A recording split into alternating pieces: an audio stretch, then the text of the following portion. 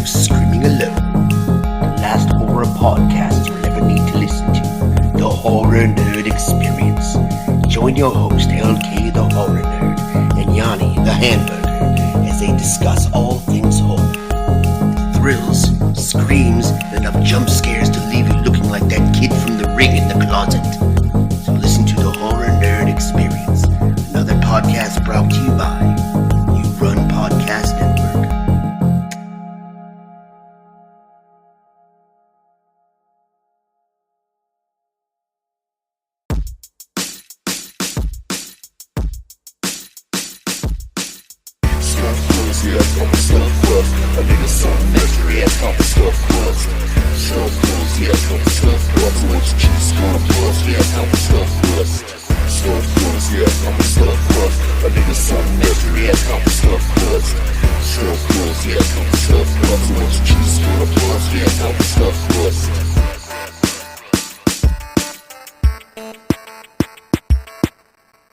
What up, everybody? Welcome to the You Gonna Eat That Crust podcast. I'm your host with the most on the ones and twos. You know they call me Shed Dancing. You know they call me Mount Crushmore. You know they call me Fatback Supreme. It's your boy, Ryan Wilson. And with me tonight, the sweatpants overlord himself, follically challenged, ladies and gentlemen, but he's still handsome as far as I'm concerned. It's Greg Hoey. Greg, what is good? I'm holding on to my hair. Everything's great. I got a little bit of hair left. There's a bald spot in the back, but, you know, I'm follically challenged. Sorry about that. And also with us tonight, very, very special guest from across the pond, harder than James Bond and all the Doctor Who's rolled into one, from the Girl in the Gay podcast, it's Becky and Jay. What's going on? Hi, guys. Sorry, a little bit nervous. Oh, you're good. Don't be nervous. Oh, all good. Yes, thank you for that wonderful introduction. Yeah. Oh, absolutely. It's my thing. It's what I do. It's what I love. And I'm here to lull you guys into a false sense of security. So No. don't be nervous. Here we go. Let's do this. Greg, could you please tell our lovely listeners, what we're going to talk about today? I was very excited to talk about this subject. It's from 2001, directed by Bill Paxton. I'm talking about the movie Frailty, where it follows a mysterious man who arrives at the office of an FBI agent and recounts his childhood, how his religious fanatic father received visions telling him to destroy people who were, in fact, demons. And I've been trying to get You Run Podcast to do this all the time. Frailty. They never want to do it. So I was like, you know what? Let's land on this one. And actually, I gave you guys a couple options, and this is one you landed on. Yeah. I think, to be fair, I'm going to blame Becky on this one because I actually said I don't really mind. I was like, I'll let you pick, and she picked this one. So throwing her under the bus already. All right, we like it. Completely. I'll blame her. Oh. Thank you guys for coming on. It's an honor to have you. Is there anything you'd like to tell the good people out there? So as said, we are from the Girl in the Gay podcast. So we do a podcast. We originally just covered all types of genre of movie, but now we've introduced this year a TV series as well. So every other week we're covering a TV episode from a series that we pick, and in between we do the movies. So go and have a listen. Yeah, And a lot of follow us stuff on there. Instagram. And they're also fellow You Run podcast members. So Yes. Yeah. Whoop, whoop. yeah. Great network.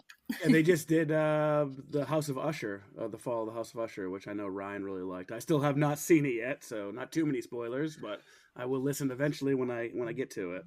If you ever want to know what it's like to be in love with a burn victim, watch Follow the House of Usher. Yeah, that's interesting. Okay, so I think I've seen the pic. I think I might have seen the advertisement of that guy's face. So Yeah, you definitely would have seen that one. yeah, I don't think I can unsee it. So All right, well, let's get cracking then. yeah, so I broke down Frailty to different letters, and each letter means something. I don't know, is that acronym? Is that the giant acronym? I don't know English. I'm not Sage Francis. So we spelt out Frailty, and the F stands for favorite character. Greg, I just want to say I think the word you're looking for is anagram. Anagram. Thank Anagram. you. I think I already messed that up. Oh, I'm sorry. It wasn't favorite character. F stands for favorite scene. That's the one. I was gonna say, I was just like, shit, I had favorite scene down. What the fuck? I'm really organized. I got my shit together. So Becky or Jay, would you like to go first on your favorite scene? I'll let Becky go because I think hers is more positive. So there was a couple that I had to choose from, but I went with where we towards the very end where we get the reveal of the FBI agent, and that he actually killed his mom, because that was probably the one bit I really didn't see that coming. Oh, sick. Okay, great. So I was surprised by that one, and I liked it. It was just like another little twist in there. So I thought that was a good scene. We were kind of talking about this morning because we've already seen it, so we weren't sure how predictable that scene would be, for people who had never seen it. Yeah. I will jump in and say that when the air quote reveal happened that he killed his mum, I was like, okay, I kind of saw that coming.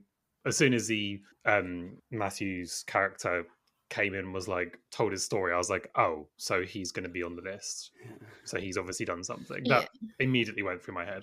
Yeah. He keeps on asking him too about his mother and stuff. So I was like, all right, it is a little right on the head there, I guess. Yeah. I'm pretty sure that guy's played like a washed up cop in every movie he's ever been in anyway. So Powers Booth. Yeah. Powers Booth. Yeah. He's always that same kind of character. I think Matthew McConaughey's that same kind of character. He is. No. Like, he went on a huge when True Detective came out was when he kind of had his like I don't know, he was like huge for like 3 or 4 years. Yeah, that's meant to be very good, isn't it? Yeah. Have you guys seen True Detective? no. I did try and start it, but I couldn't get into it when it first came out, but I've never tried again. It's great. Matthew McConaughey, that's definitely his best role. Love him or hate him. Yeah, more cryptic Matthew McConaughey. What more could you want? All right. Oh, God. Deep and verbose. He's not a fan of Matthew McConaughey. No. He's honestly, to me, he's like a stale piece of bread. It's just boring. Like, I love him. So I picked the best movie. It's got kids, religion, and Matthew McConaughey. very that, yeah. Honestly. Jay, did you have a favorite scene or no? When the credits rolled? Yeah. That's kind of literally what I put, the credits. Like when I was generally, I was trying to think, and there wasn't a favorite part of the film at all. It was very, very mediocre to me. So generally, I was quite happy when it ended. Fair enough. So Seamus's favorite scene is when the sheriff goes to the basement. He said it was chilling yet a predictable moment. Yeah. I like that, and I like the line because Bill Paxton, doesn't he? When he kills the sheriff, he says, "I've never killed a man before tonight," and then this is when he starts blaming the kid, isn't it? And I was just like, man, that's harsh. Yeah. I'm gonna have to say, like, I really love the scene where like Bill Paxton first has the vision. He goes, "It's like, boys, wake up! God came to me and he told me we're gonna kill demons, and these demons, they're gonna look like regular people, but it's our special mission and shit." And I thought that scene's like pretty fucking chilling because it's just like, oh, I'm watching my dad have a nervous breakdown right now. Yeah. And so I mean, then like the kid thinks, oh, maybe I just dreamt it, like maybe everything's okay. And then like the kids are getting out of the car, it's like, have a great day at school, kids, and don't tell anyone about what I told you last night. Like, shit. It was real. Yeah, it's quite. I do like, for one thing, I will give it. I do like the fact that even when the dad comes in and he does that frantic scene, there's Fenton who is almost immediately like, okay, like this isn't right. Like this guy's kind of lost it. Yeah, he's batshit crazy. I do like the fact that it started there, and I was hoping it would continue, and then obviously it doesn't, and I was just like, oh, okay, never mind. Yeah, he kind of almost starts to go along with it. Not go along with it, but he's just, kind of pressured in, I guess. Yeah. I was like, oh, okay. Never mind. I did how like the younger one was just trying to please his dad. Like, oh, I see the visions. But kind of in the end, you really don't know if it's real or if it's not, because obviously with the demons, are they real or are they not? My favorite scene would be when Daddy Meeks first brings home his first victim and they kill her. And it just, when he touches her, it just seems so chilling and fucked up because it's like, oh, he's batshit crazy. But here he is bringing home a victim and killing him right in front of his kids. So it's just, or killing her, I should say, right in front of the kids. Yeah, it's interesting. It's like I don't quite. I mean, this is probably something I think I touch on a lot, but I don't quite get if he wants to believe this, like God told him, blah blah blah. Then fine, but don't drag your kids into it. Yeah. Like, Well, God told him that they were all on this mission. oh God, honestly, If he's like truly believes that, then that's he's gonna. no, The no. kid's like, we're like superheroes, Dad. Yeah, just like superheroes, son. Yeah, go around killing people because do you know what? I'm going to get so much in trouble in this episode, honestly. And I think it's very believable that the youngest kid would be like, because he's obviously, well, I assume widowed, because there's a picture of the mum by the bed. I'm guessing that is. Yeah. And I just feel like the youngest kid probably he would look up to his dad, so he's gonna be believing everything he says, and his dad is what he looks up to. So I found that quite believable. Sad, very sad, but Yeah, it was very sad. Yeah. Mm. All right, this is a fun one. Rate the film. I will start with Jay. Now, Greg, are we rating on the crustometer? We'll go 1 to 8. That's the crustometer because there is 8 slices of pizza okay, in the pizza. I like it. Okay, in that case, I will give it I'll give it 1 slice out of 8 then, because for me, I really struggle to get interested in religious horror films. Like, for one, I will say is done very well is The Exorcism of Emily Rose. Ooh, yeah. But this one was very much, to me, was just too much religion, and it was too much, oh, but this is God's will. This is God's will. This is what he wants. And then when the kid, Fenton, is like not believing it, he's like, no, he wouldn't, no, I don't believe this at all. It's like, oh, all of a sudden an angel came down and said, your son is now a demon. It's like, of course he is. Yeah. It's just the entire film for me was very much eye rolling, and the ending, which would to me would have been better if it actually was all in his head and he just was killing people because that's what he wanted to do. But it turns out in the end that we get a flashback and all these things is real, and I was like, oh, okay. Yeah, that would have been an interesting twist on it. Yeah. Now that I'm thinking about it, it's almost kind of like the Chad Dayball, Lori Vallows Mormon case. I don't know if you guys know anything about that. They killed their spouses and they killed children, but they were basically like, it was like a dark light, like, oh, I'm 14 light, and if you're 14 dark, you're a demon. And it's essentially when they lost favor, like even with their children, they're like, oh my God, Sarah's dark now, and then they like kill her or whatever.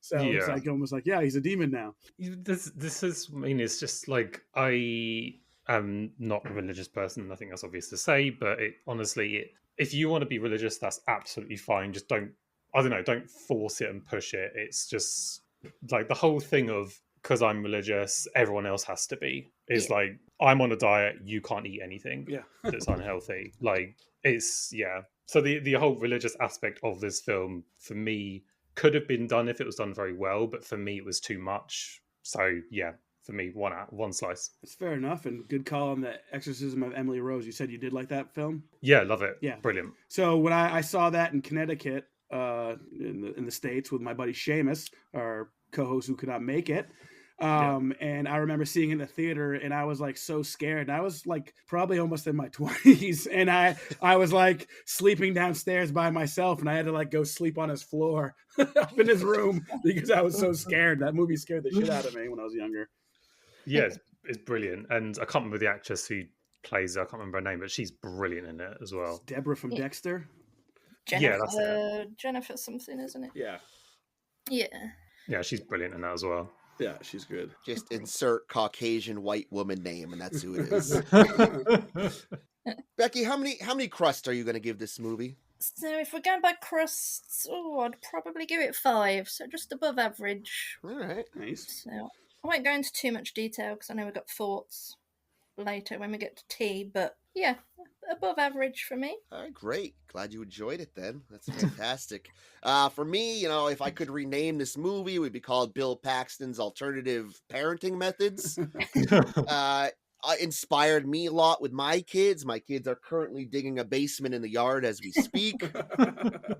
So just for that inspiration alone, I'm also going to go 5 crust. I think maybe early, mid 90s, Ryan would have rated a little higher, but that could be rose-colored glasses. So, Yeah.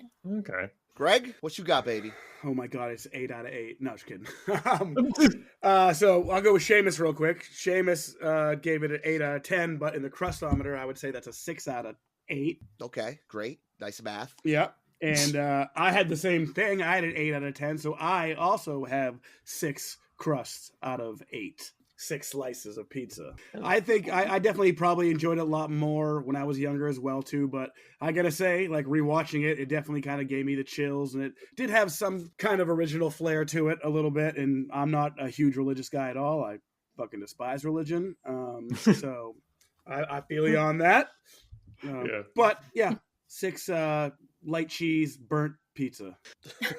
Just a sort of an extra add-on, I do feel like it could have been a high rating for me if they actually showed a bit more like gore into it. Yep. Went down all the horror route. Yeah. I was surprised rewatching it. I was like, oh, they don't show any of the kills really. I was like, No. And that for me, I could have. It was like that would be something that I could like grab onto and go, okay, this is interesting, despite the religious side of things. Yeah. But then they didn't even show anything of it, and I was just like, oh, okay. It's just every time I had like thoughts on it, I was like, oh, okay, this is kind of interesting. The film just goes, oh, you like that? Okay, never mind. I'm like, oh, okay. We'll do this instead. Yeah, literally. Oh dear. Ryan, do you have any acting standouts for A? I thought the Fenton did a fucking great job acting in this movie. He's a pretty rugged little kid, and obviously he's very conflicted about what the hell is going on. But I mean, the whole scene with him digging the basement, and he's like, let me see your hands. And he's like, you didn't wear gloves. I told you to wear gloves. Wear gloves tomorrow. And he's like, just keeps digging, and he's just determined and pissed off. And I didn't pray once. yeah, I thought personally for me, he was my kind of standout in the movie. And then the naivety of maybe the younger brother was, I thought, pretty good too. Cause he's just like, I just believe in dad. Yeah. I really like dad. So as they're throwing trash bags of body parts into a hole. I know. Fuck. What's wrong, Fenton? I know. That was hilarious, that bit, honestly. This is how you do it. Yeah. My God, yeah. Yeah, real quick to piggyback off Ryan, Seamus said both of the young kids were great. Those are his 2 standouts. Yeah, I would agree. Yeah. Becky? Yep, same for me. Young Fenton, who I believe was played by Matt O'Leary. I didn't recognise anything he was from after much. But yeah, I think same reasons really. I think he did it really well, and kids are very hit and miss in movies, and they both did very well in this and kind of won me over. But I think young Fenton just had a bit more going on, and like you say, with the conflict of, he wanted to tell on his dad and things like that, and I mean that would be so hard if that was actually happening, and I think he just did it really well. Yep, I agree. Yeah, where he goes to the sheriff, and the sheriff's like, all right, enough of this nonsense. I'm going to bring you back to your dad. It's like, so horrible to watch. Yeah. Like, oh, someone believe him. Jay, any standout performances from you? I would actually agree. I think young Fenton, I would say personally, probably carried the film acting wise. Yep. Like Bill Paxton was good, but I do think Matt O'Leary sort of was the standout performance. I don't know what the young one was called. The young Adam. Again, he was quite good, but yeah, I agree with everyone else. Basically, young Fenton was the standout for me. Yeah, and I totally agree with Becky. Like, kids in movies are definitely hit or miss, and that's a pretty big role. I think the younger kid definitely played the annoying child, but he did his job. Yeah. So for me, I had Matt O'Leary as young Fenton as well, but I also had Bill Paxton as Daddy Meeks because, I don't know, I love Bill Paxton, and I just thought he played the role fairly accurate. He was insane. He was out of his mind. As the director of the movie, I got to throw him a bone. Yeah, that's true. That's a I good didn't point. realise he directed it as well. Yeah, I'm pretty sure this is his directorial debut. Yeah. Yeah, it is. Yeah. I mean, definitely is. You definitely done a good job. Yeah. Doing that side of things. It was like being a director. I mean, it all was good, professionally done. It was just for me, the story was a bit of a wah wah. Yeah, that's understandable. I mean, you figured like as Bill Paxton's kind of almost like a veteran horror actor, and he's done that kind of stuff. You figured he would use more blood and guts. Yeah, I mean, he's Alien, Predator, and Terminator, which were all quite well known. He was in Nightbreed as well too, I think, right? Or am I making that up? I think so. Hey, Clive Barker is your guys' guy, so we expect you to know. Wait a minute, Clive Barker's English? Yes, Greg, come on. I'm sorry, I live in a world where Sam Neill's American, so isn't Daniel Day-Lewis, and I'm wrong all the time, so I just gotta assume that everybody is English. Hang on. Safer that way. I've literally just had to Google who Clive Barker is, so... Hellraiser. He wrote Hellraiser, Nightbreed, pretty much all the gross horror movies. Yeah, got it. Okay. Gross, right, sexy leather.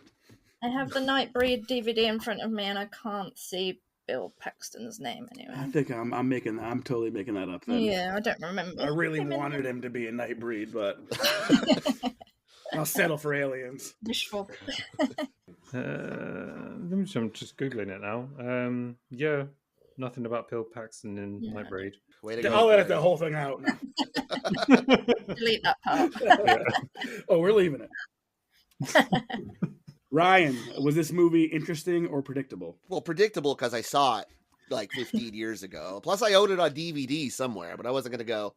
I actually paid for Stars so I could fucking watch this movie last night. I was like, I know I own it, but I'm not going to go outside and dig through all the DVDs and shit to find it. Not predictable. When I first saw it, though, no, I didn't fucking. That's what I was asking. I had no idea. Take yourself back 15 years ago. All right, yeah, I'm in the Wayback Machine right now.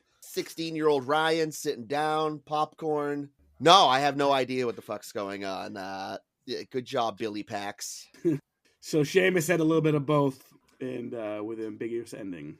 Mm-hmm. Yeah, I think that's fair to say. The only thing that I didn't see coming was the reveal of he's not Fenton, he's actually Adam. Oh, okay. That was the only bit I didn't see coming. The rest of it, I sort of guessed before it happened. I like the way he delivers the line, too. He's like, that story don't make any sense. He's like, makes perfect sense if it's Adam Meek standing in front of you. Literally, yeah. I know who the God Hands Killer is. I'm not a great Southern accent kind of guy. I can't do it. Becky, what about you? Yeah, same both for me. I did find a lot of it very interesting, but yeah, I guessed that McConaughey was going to be the killer, but yeah, I didn't guess that he was going to be Adam.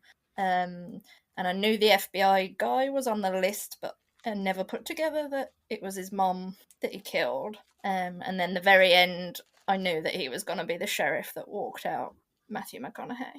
So it was like, it was predictable. I don't know whether if I'd have watched it back when it came out, I don't know if it's just because now I've watched so many films and you start to see a lot, don't you? Yeah, I think that's probably the issue. Yeah, so I think maybe when I watched it, if I'd have watched it back in the 2001 when it came out, I wouldn't have found it predictable, and I probably would have liked it a bit more, I think. Yeah, plus you do a podcast, you cover and review horror films, so your little, your attention to detail is probably a little more heightened.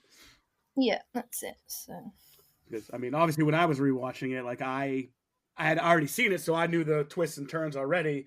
But I was thinking the same thing. I was like, wow, this is going to be very predictable for Becky and Jay. So, yeah. But there was some twist that you guys had to wait on, so that's cool. Yes, yeah, that's it. Makes it a bit more interesting when you. So I do like the way that McConaughey's character kind of set up Fenton at the end, so they wouldn't even really be looking for him anymore with the suicide and leaving the FBI agent's badge at the house and the list and everything. I thought that was all pretty well done. Yes, yeah. Wait, just a question. So at the end, after the big reveal happens, and they go and find the FBI badge, one of the guys says is I can't remember what the agent Doyley, is it? Doyle, Yeah. Doyle, Yeah. Agent Doyle, is Agent Doyle down there? And the guy says not Agent Doyle, and it's like, so was who's down there then? That's one thing I was a bit confused at. Ryan, do you know that? The fuck do I know? I was up till 3:00 in the morning watching this movie again last night, and everything's fuzzy right now, like super fuzzy. When they said that, I thought it was the brother. I thought, So did I. Yeah, that's probably. but Yeah. then later on, no, when he's talking to Matthew McConaughey as the sheriff, they haven't found the brother. They assume that he's kind of gone, Yes. don't they? So Well, that's kind of what confused me, because it was like, oh no, it's not yeah, Agent Doyley, and I and suppose then yeah, it's the same thing as what Becky's just said. It was like, oh, okay, so that's obviously his brother. yeah, But then the next scene, they're like, oh, we'll let you know if we hear anything from from Fenton. And I'm like, wait, It's was really that not he was wouldn't that be able him? to leave his body because once they did tests and stuff, they would realize it wasn't him? him. So yeah, We'll just assume he's on the lam forever instead. yeah, it's definitely dead. Where? But yeah, I don't know who was down there. Nope. We'll start with Jay on this one. Did you love it or did you loathe it? Or just like it? Loved it. Honestly, it's such a great film. No, without going too much into it, because I'm sure the listeners will probably get bored of this very quickly. Loathed it. Loathed entirely. We got a one loathe. Yeah. Jay loathes a lot. Yeah. That's all right. That's all right. Me personally, I loved it, but again, I'm a little biased. I love me some Billy Pax, and for his directorial debut, I thought it was pretty killer. I like the twists and turns. Again, like it definitely meant a little bit more to me when I was younger, living in my parents' house. Wink, wink. I still do. Hi. I live above him. All right, I get an apartment building. You're really focusing in on the fact that you live with your parents. I Like, live it's above okay. my parents. It's okay, buddy. Nobody's judging you. There's no shame in it at all. We don't judge. As any of the Meeks will tell you, Greg, only God can judge you, buddy. Oh, Jesus. I'm loving it. Becky. Yeah, I'm in the middle. I liked it, but I didn't love it. I was hoping to love it, but I've seen this film get a lot of hype before, and so it's mentioned a lot on people's Instagram posts and stuff. About movies with big twists and movies you should watch. So I was expecting it to be better. Now I don't want Scott and Mark to review it at all anymore. They're just gonna shit all, Yeah. they're just gonna shit all over it. For me, like I've recommended this movie to like so many fucking people. I was like, oh, you gotta see Frailty, Bill Paxton's best movie. It's so good. But now after rewatching, it's like, oh, I guess watch it if you got nothing else going on. But I mean, yeah, I like it. I don't love it anymore, but I like it. There's a disturbing feeling to it that almost like Emily Rose has a little bit, where it's just, I don't know, Yeah. something about those religious horrors. Again, I'm not a big religious guy. Obviously, Exorcist, Emily Rose are better movies, but I don't know, for some reason I really took to it. Yeah, and like I say, I think watching it back in the day, plus you probably have nostalgia for it. I know there's loads of movies that I watch now and they're not as good as I remember, but I still absolutely love them and recommend them. Yeah, 100%. Okay, so we're borrowing a little bit from the You Run podcast with a little 3-word review for T. Ryan, what's your 3-word review on this movie? My 3-word review is God told me. My 3-word review is God's dirty hands. Seamus has axes, not therapy. Jay? So I don't have a 3-word review because on my notes it says thoughts on the movie. Flush Yeah, the toilet. Got some as well. Well, what are your thoughts on the movie? In 3 words. No, I'm just kidding. Jesus, yeah. That'll be interesting. Just very, very quickly, it's just, I don't know, I've already aired my shit about the religious side of it, but the ending was very, like, everyone turns out to be a killer, and it was just, like, a bit eye-rolling. Like, oh, he's a killer, she's a killer, everyone's a killer. It was a bit like fucking Oprah. I was like, what's going on? You get a killer. You get a killer. Literally. I was just like, for fuck's sake. There's your 3-word review. Everyone's a killer. Oh, there you go. That'll be mine. Perfect. Becky? Yeah, so same. Mine came through as thoughts on movie. Unless I missed something, but yeah, I'll make it short and sweet. Great casts, twists and turns, good storytelling, just a bit predictable. It's nice. Keep it short and sweet. Yeah. I thought there were a lot of chilling scenes in it, okay? It's an uneven movie, but there's scenes that are always going to stick with me from that movie, like when Bill Paxton goes and tells his kids about that shit. Oldest son's like, holy shit, dad's losing his shit, finally. The juxtaposition between how the movie starts when he's like, hey, night, kids. Or he's like, good night. And the kid's like, don't let the bed bugs bite. And he's like, that's right. He's like, it's like, oh, super cheesy dad. Like, we get it. Yeah. And then just all of a sudden he's like, now we have to kill people. Now we're on a mission. I mean, I like how he finds all 3 of the objects that God told him to find or whatever. Like when you see the light shining down in the barn and he gets Otis. Yeah. Which is a cool last name for an axe, Yeah. I'm just going to say. I love when he was under the car and that. And all the spark. That shit was hilarious, and the CGI was terrible. It looked so Yeah, cheesy. Oh, God. Yep, that's definitely dated, the CGI. Yeah. I liked it a little bit. Definitely. You know, after Fenton gets locked in the fucking basement for 7 days or whatever it is, and finally when he agrees to kill somebody, he's like, yeah, I'm ready. And they go to that asshole piece of shit guy. He's like, fuck women, am I right?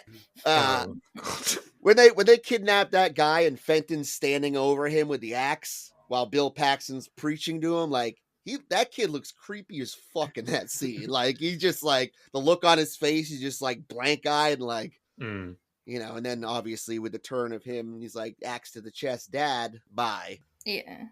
I mean, I think there's good parts to the movie. It's not a total wash. And, Yeah. no, definitely. I do like a lot of the acting. Yeah, very good. Everyone was brilliant in it, to be fair. Yeah. Saying that, Ryan, are you going to watch it again? Well, I've seen it like 15 times. So probably, yeah. And well, I don't know, because I literally paid for a fucking channel that I don't want. What's on Stars? Nobody's ever like, oh, you got to check out Stars. Spartacus is on Stars. I've already watched Spartacus. I've watched everything good you have to offer, Stars. I will be canceling you. Party Down's on Stars as well. Ooh, the new Party Down, actually. Damn it. What's up? I just saved you. All right, well, I got to pay for it for 1 month anyway. I'll watch Party Down. Yeah, make good use of it. Yeah. Jay. Yes. Will you be watching this again? So God has spoken to me, and he said to me that fuck no, don't watch it again. So, yeah. Seamus said if I'm fortunate, but likely won't be anytime soon. But you never know. I said, yeah, I would love to revisit it down the road. So that's what you said? Maybe I'll show my kids that I'll never have. Ooh, maybe I'll show my dog. Oh, my dog might like it. Oh, there you go. At least someone will like it. Yeah, there's no... Sorry, that did not mean to sound shady as it did. Can you imagine showing your children this movie? Oh my god! As a dad. I was just gonna say, actually, you know, anytime my kids start yelling at me and be like, "You're so unfair," I'm like, "You want to see unfair?" And then I sit them down. At least I'm not Bill Paxton. Yeah, let's watch One, it, because he's dead, but two, he was a bad dad. Very bad dad. And yeah, it'd be the same for me. I'd be like, I'm in no rush to see it again, but if there was someone that hadn't seen it and they wanted to give it a watch, I'd stick it on and watch it with them. Fair enough. Perfect. Yeah. What about Frailty 2? When the rise of Fenton. Or the rise of Ad. I was going to say, there's a what? I was literally going to be like, you are fucking kidding me. There's a second one of this shit. I mean, there are probably like 4 of them. We don't even know. We're back. Oh, God. But yeah, that was our little review. What'd you say, Ryan? Not an acronym. Anagram. An anagram. I'm learning. Sage Francis taught me so much today. It's a big day for all of us. Yeah, we got to interview one of our favorite musicians. It was pretty cool. Oh, that's Yeah. cool. It's very down to earth. Very cool. Yeah.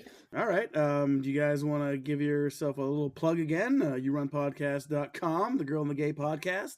Yes, go check out the network, everybody. Lots of great people on there. Am I doing this again, Jay? Yeah, I would. I'm literally awful at like promoting the podcast. I'm so bad at it, so I would rather you do it. Well, Jay, do you have a favorite episode that you at least could say? Oh, favorite episode? I don't know. There's pretty good. I think recently, probably Jurassic Park, and we've got one coming out. Charlie's Angels, Full Throttle. Both of them are pretty good episodes. Like we both had a lot of fun doing it. I love me some Mean Girls too. Mean Girls is great. Oh yeah. Ryan's the plastic of our group. Thanks, Greg. You're welcome. Well, guys, I just want to say, it was an absolute honor to have you on our show. We love you guys. We love what you do. And, thank you. Thank you for having Thank us you on. for having us on as well. Yeah, we love you guys as well. So brilliant. It was really good to come and join you on your show. Oh, yeah, thank you. Thanks for coming on. We appreciate it. And obviously, like we said, we also rep the You Run Podcast Network. You can find us on Instagram, Facebook, Blue Sky, and apparently X still. Wow. Yeah, we're there still, I guess.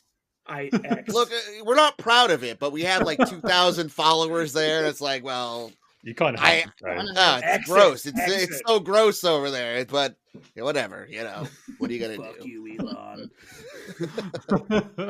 But yeah, obviously Spotify, Apple Pod, YouTube, all that stuff. Go check out all those other shows on You Run Podcast Network. Check out Becky and Jay with the Girl and the Gay podcast. A ton of great episodes. And yeah, thanks for listening. Yeah, guys, we end every episode by saying, "In crust we trust." So if we could either join us in that would be a beautiful thing. It's like two continents finally coming together to make something beautiful, Okay. Okay. Love it. So here we go, ladies and gentlemen. No matter what you're doing, there's one thing that you always have to keep in mind, and this is where we're going to say it, everybody. Ready? In crust we trust. Absolutely beautiful.